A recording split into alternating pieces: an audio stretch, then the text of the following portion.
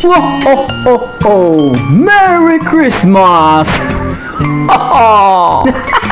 Merry Christmas agad, September 1 pa lang. But anyway, alam mo naman, kami mga Pilipinis, masayain, everyday happy, kasi September pa lang, Pasko na agad sa puso namin at sa mga bahay namin. Kaso, kami mga OFW, eto, maghihintay lang December 25, yun na yung Pasko namin. Work tayo, work. But anyway, dadalhin ko muna kayo dito sa isang restaurant na malapit lang dito sa bahay ko, kaso hindi pa ako nakapunta. For the first time! For the first time! For the first time, nakabasa ako ng ganito, avoid overloading, only 5 persons not allowed. Weird. Oh, huwag nyo nang intindihin, ganyan talaga sila dito. Napadaan lang sa video ko. At nadaanan ko lang, wala namang ibang meaning. Oh, ay siya, tara na't umakyat na. Aba, nakakagutom na. So, umakyat na nga kami para umorder. Konting video ng mga anggulong magugulo.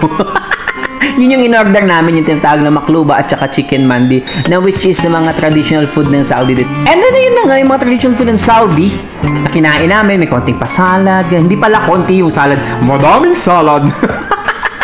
So sabi nga niya, kumuha muna kami ng pwesto namin at saka take note, alam niyo naman dito parang Japanese no. Kaso dito ang problema, walang table sa loob ng uupuan nyo. Yan, plain na plain yan, sahig lang, boy, diyan kayo kakain at ganun sila kumain talaga dito. Take note, nakaka-enjoy kaya. But anyway, tanan, ayun yung chicken mandi at ito yung makluba. Naku, sama-samang gulay yan, parang pinakbit na may sauce ng may baka tomato sauce na merong mga herbs and spices na bagasa.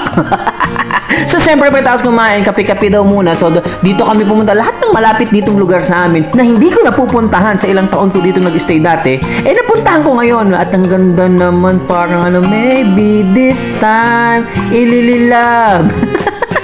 So, eto na, dito kami napadpad. Ang concept ng kanyang bar counter is kubo-kubo type, which is maganda naman. Alam nyo kasi pag may native style sa isang lugar is nakakatawang tignan Parang naaalala mo yung mga araw na tumatambling-tambling ka sa dayami, mukha kang putik, at may putik ka dahil kakalaro sa labas. So, order time, ayan yung mga displays nila ng sweets. Nag-aano lang sila ng sweets. Siyempre, coffee shop nga wala sila masyado on pasta and kitchen things, ganoon. Kaya sa kadalasan, hindi ako masyadong pumupunta sa coffee shop kasi mas gusto kong pumunta sa shawarma.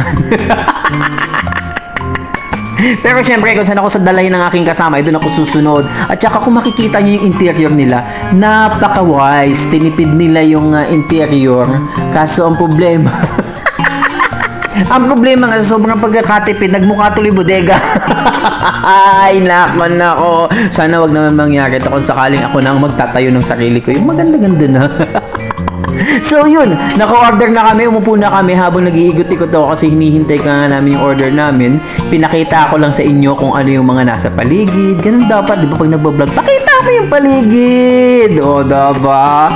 Cute-cute siya, no? Pero sa totoo lang po ako magkakaroon ng ganda. Abay, sobrang saya ko na. Para na akong tumama sa loto. Totoo yan. Pero syempre, God will provide in perfect timing. Ganun talaga dapat. Maghintay ka lang, magdasal, manalig, kumapit, at kumilos ng kumilos. Walang hanggang kilos, hanggang ipagkaloob sa'yo sa tamang pagkakataon. Tama po ba? At ito na nga, dumating na ang aming order. Ayan yung passion fruit mojito, tiramisu cake, at saka yung matcha latte na ang puputla. Without being negative, pero sinabi ko lang po talaga kung ano yung nakita ko. Sa mojito pa lang kasi kala ko, umiinom lang ako ng Sprite na nilagyan ng kaunting patak ng lasa ng passion fruit na hindi ko nga nalasahan. At yung tiramisu walang espresso, parang, syempre dadating tayo sa point na matatapos tayo at uuwi na din tayo dahil dyan ibang tao ang magbababay sa inyo. Hello, Merhan. Bye! See you next vlog!